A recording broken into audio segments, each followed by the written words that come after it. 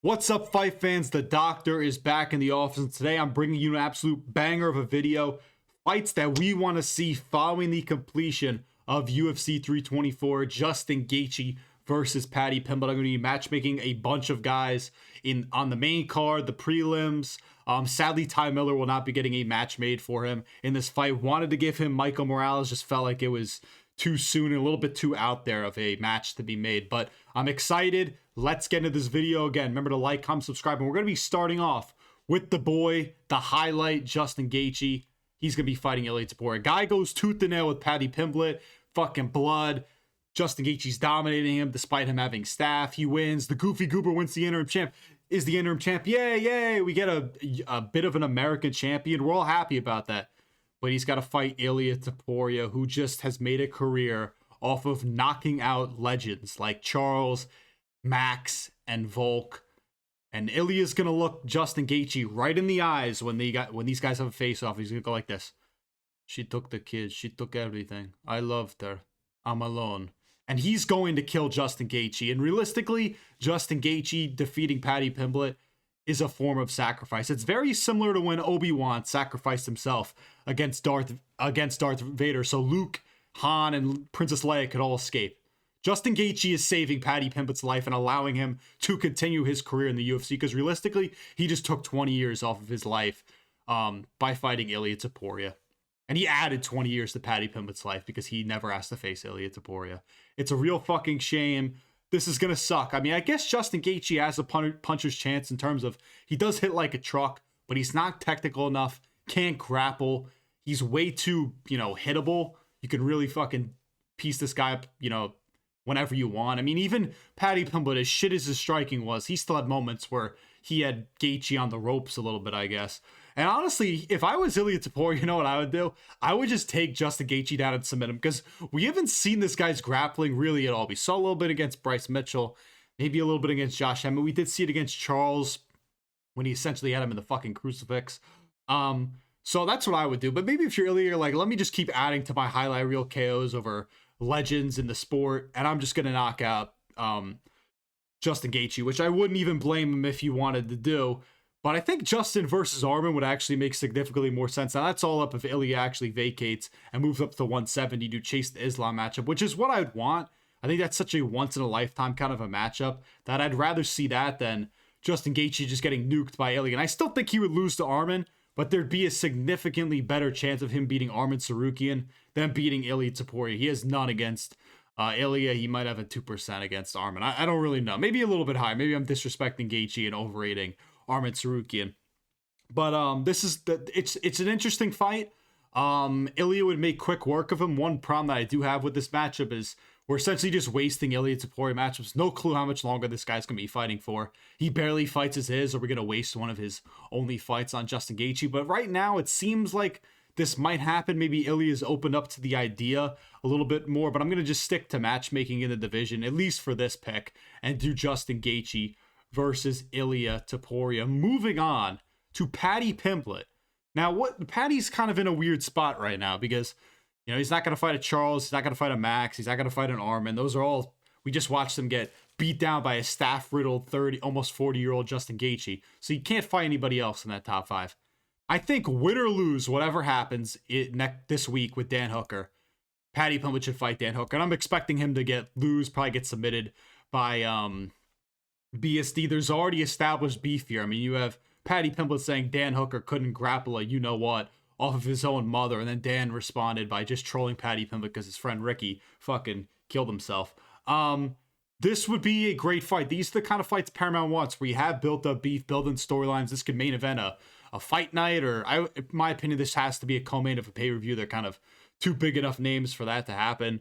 I think Paddy Pimblett would probably win. He's younger, better chin, better, grappler kind of. Both guys can kind of attack at range with kicks. Dan Hooker's got a really nice, front kick and a kick to the body. And they also have nice knees. Dan Hooker, he could always fucking jump a ghillie on Paddy Pimblett, and then Paddy Pimblett will just get on top of him and punch his face. And Paddy Pimblett would win this.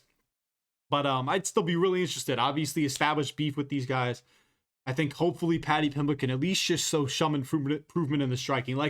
Honestly, I don't even think Paddy Pimblett has to fight any differently from what he fought against Justin Gaethje and he would still win this.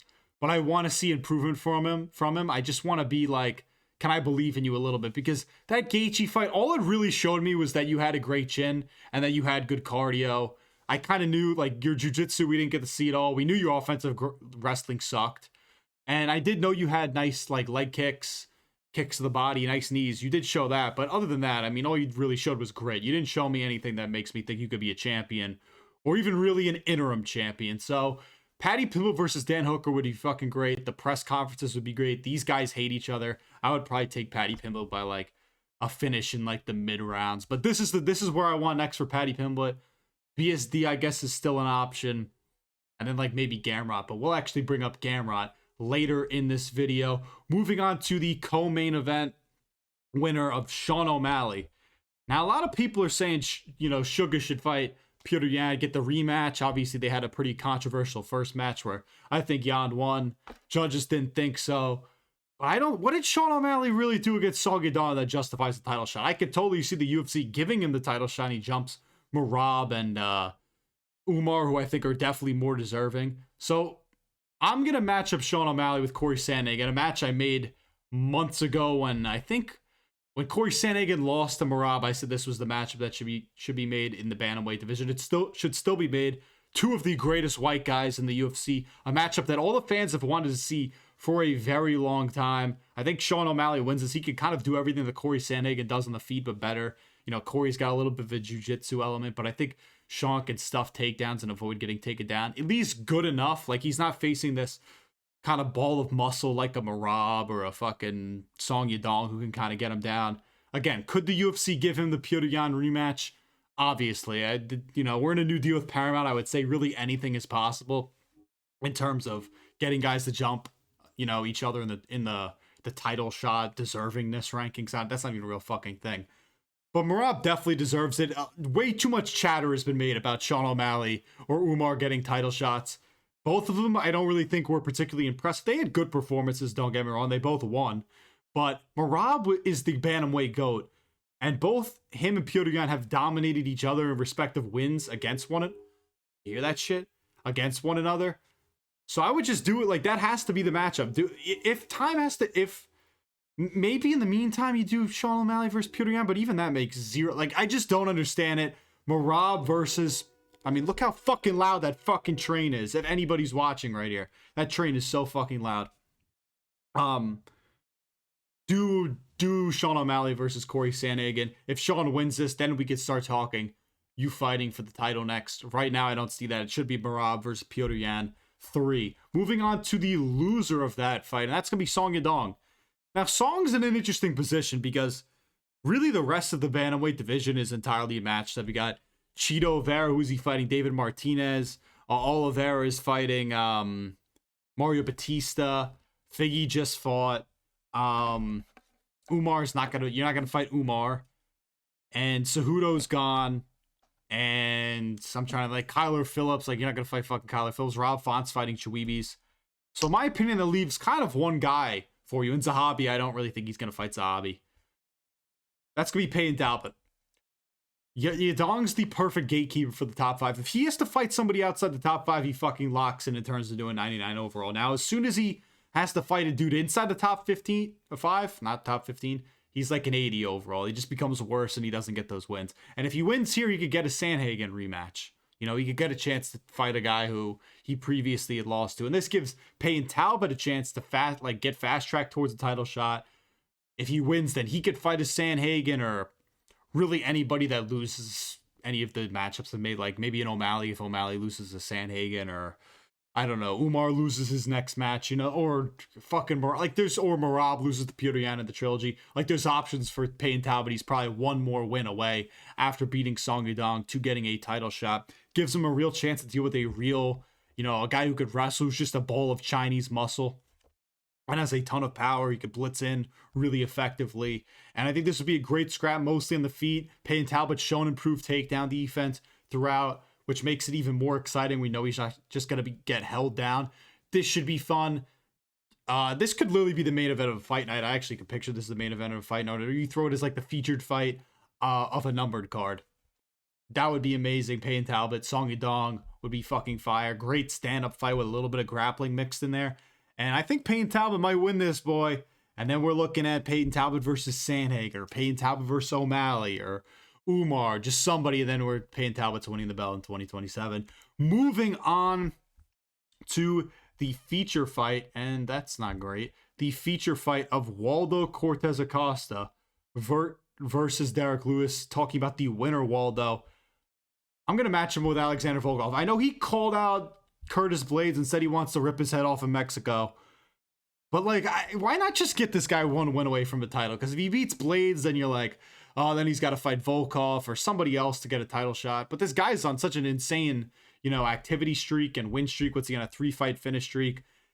Beating Volkov, you're essentially beating the number one contender outside of Cyril Gane, who's going to fight Tom Aspinall. Supposedly, maybe not. Just do this. It'll be a really fun striking battle. Not really a ton of wrestling is going to get mixed in here. Even though Volkov's like a brown belt, and Cortes-Acosta, he can mix in the wrestling to a degree. Just would be a fun striking battle. And also, I'd rather see Curtis Blades fight somebody else. He didn't really look great against Kuniev, and I know Kuniev's just a steroid abuser, and Blades had to get 2 ACL surgeries. I'll give him a pass for that. Curtis Blades, also friend of the channel. He's commented on one of my videos on Instagram. I'd rather just see him fight somebody else. I don't want to see 2 of my boys fight each other. Waldo versus Volkov would be a pretty fun striking matchup. Moving on to the loser of that fight, Derrick Lewis, who is coming off an absolutely pathetic performance against Waldo Cortes-Acosta, where he did nothing, had a couple fun flying kicks, just jiggling around, being out of shape, being fat. He only beats fat Brazilians, so let's give him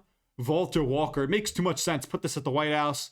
Derrick Lewis either bombs Walter Walker, or Walter Walker fucking heel hooks him, and we all laugh at fat Derrick Lewis.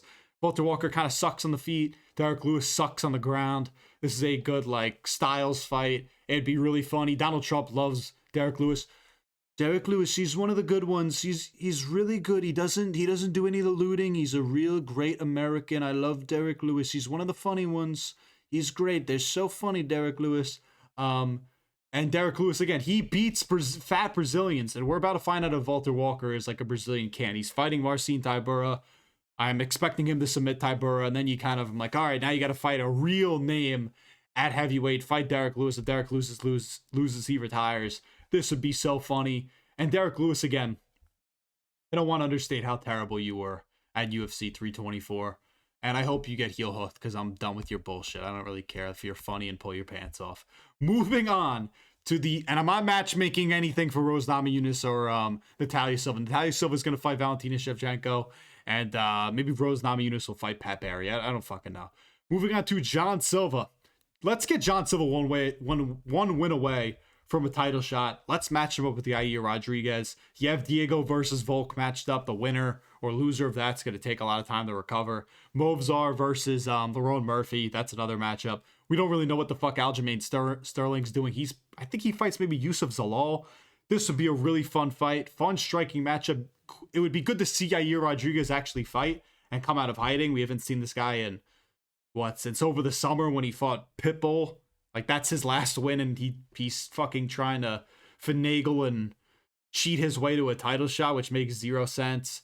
This would be fun. I think John Silva could win. Would just be a sick striking matchup. Silva's younger, on a better run right now, and Yair Rodriguez, even though is also a piece of... They're both kind of pieces of shit, but I think John Silva wins this. More in his prime. Yair's just old and injured all the time. This is literally the perfect main event of a fight night. When you think main events of a fight night, like a decent fight night, John Silva versus Yair Rodriguez, Lee punches you in the face and said, this is the main event of fight night. Make it happen. John Silva versus Yair Rodriguez. We all want it. Seeing 2 exciting strikers go at one another. Make it happen, Dana White. Moving on to the loser of that fight, Arnold Allen. We're all sad Arnold Allen lost, even though I picked John Silva to knock him out. And originally I was like, all right, what's at featherweight for Arnold Allen? I was like, maybe we do Steve Garcia. But then I'm like, Steve Garcia kind of has a bit of a push from the company right now. They seem to like him. And he's on a really nice, finish streak. It's one of the hottest featherweights in the business right now. And I don't really know if they're going to do that. And it's like, who else is he going to fight? You look at all, the dudes 10 through 15, they all suck. So I think there's a good chance we see this dude move up. I saw Bedtime talk about this Arnold Allen versus Gamrot, and immediately it was like, wow. Originally, I had him with Steve Garcia, but again, I don't really think they want Steve Garcia versus Arnold Allen. I think they want both those guys still kind of in a position to compete at the top level, and if Arnold Allen just stops the hype train of Steve Garcia, that would kind of piss them off, and Steve Garcia is American, so I don't really think they want to get rid of him. But Gamrot, I mean, they have no problems disrespecting this guy, and I think Arnold Allen can actually win this, Looked pretty good against John Silva despite being coming off of a long layoff with injury and being older and, always having a tough weight cut to get to featherweight. The weight cut would be a lot easier lightweight. I think he could beat Gamrot. Arnold Allen's better on the feet, has more power, can defend takedowns well, can scramble. I think he beats Gamrot. He has a nice frame for lightweight. Like, if you look at me, like, that guy looks like a 155er. This would be a really fun fight. Gives Gamrot a chance to fight another, big name after losing to Charles on short notice. I think Gamrot, you could also like put him against one of those like prospects like a Fresh ZM or a Manuel Torres. Like, I think there's other options for him too, but this honestly makes perfect sense as soon as I saw it. So moving on to the prelim, the feature fight in the prelim, Umar Nurmagomedov. I really have no clue what to do with Umar based on my matchmaking. I'm just going to give him Ayman Zahabi. Do this on a random fight night. Nobody will care. This will be one of the rare times I root for Umar. I hope he just fucking beats this dude to a pulp and actually gets a finish. I don't want to be in a position where Ayman Zahabi is close to getting a title shot. And this is kind of unfortunate matchmaking in a way, because Umar Nurmagomedov shouldn't really even have to fight Ayman Zahabi. Just like if Merab's going to fight Petr Yan the third time and then you have Cory Sandhagen versus Sean O'Malley, it's like, what does that leave for Umar? He's not going to fight Song Yadong. Song Yadong isn't getting another chance to fight up. That doesn't make any sense. So just give him Zahabi. I think Umar mogs Ayman Zahabi, and we don't ever have to see this fucking... I never have to talk about Ayman Zahabi on a video again, because he's taken up way too much time on this channel.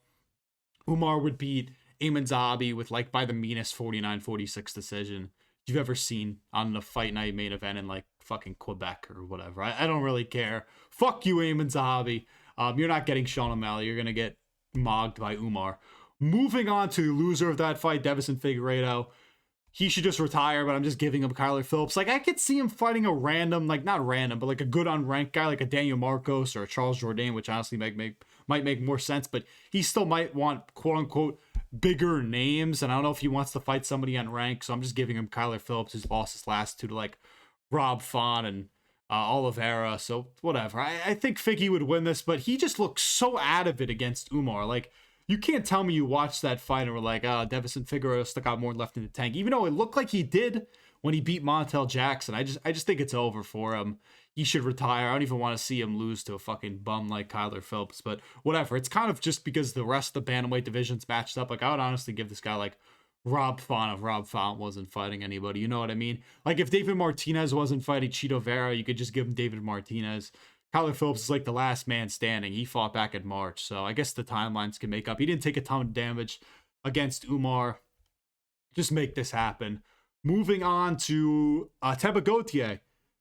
I'm going to match up Ateba Gautier with Kelvin Gastelum. I said this months ago I wanted this matchup. It was either him or Edmund Shabazny, and I wanted him to fight. Kelvin Gastelum, like, gives him a name to fight. Ateba Gautier gives him a name to fight. Like, people wanted to shit all over this guy for, like, not his best performance against Pulaev. And some people were even saying fucking Andre Pulaev, whatever the fuck his name is, whatever that kid's name is, won for doing what? Moving around the octagon and kicking Ateba Gautier a couple times. How many times did he get dropped or hit badly? Like, what do you mean? Gautier, his footwork's got to improve. He's got to throw more feints, kicks. Like, he's got to diversify his striking more. Kelvin Gastelum can, like, at least kind of make him work. Look how fat Kelvin Gastelum is too. But he can kind of make Ateba Gautier work a little bit. Has like some nice boxing and can mix in the grappling a little bit too. Has a good chin. Has been around for forever. He probably misses weight for this fight because his entire diet consists of tacos, birria tacos, empanadas, fucking jalapenos, enchiladas. I don't even know. A bunch of shit for fat people. Kelvin Gastelum versus Ateba Gautier gives Gautier a chance to fight a real name. I saw people saying Marvin Vettori. Marvin Vettori was like just recently ranked. And like, even though I think Ateba Gautier would fucking destroy Marvin Vettori, I think Gastelum is like a reasonable step up. We could take it slow. And Kelvin Gastelum honestly might be better than Marvin Vettori in terms of like actual things he can do in the octagon. Marvin Vettori could just throw a 1-2 and move around the octagon so slow, and has a good chin. That's about all the things that he has going for him. Moving on to the last fight we're going to match make, and that's going to be Josh Hokit versus Steven Asplin. These guys hate each other. They've called each other out on Instagram before. Now, I don't really know if the UFC would do this, because they're two, like, big-time prospects at heavyweight. But this matchup will definitely happen one way or another. Steven Asplin, like the fucking heavyweight Max Holloway, and Josh Hokit, who can really mix in the grappling and the striking well. I think this would be a sick fight. Steven Asplin, I mean, look how beautiful that guy is. I want him to destroy Josh Hokit very badly. But this would be kind of... Oh, no, hold on. How many times did I... Anyway, this would be a pretty fun fight. I would be excited to do it. Let me know what you guys think of these matchups below. Who would you match these guys up? Does Justin Gaethje versus Ilia Topuria make any sense to you? Let me know what you guys think in the comments. Remember to like, comment, subscribe. The doctor is signing off.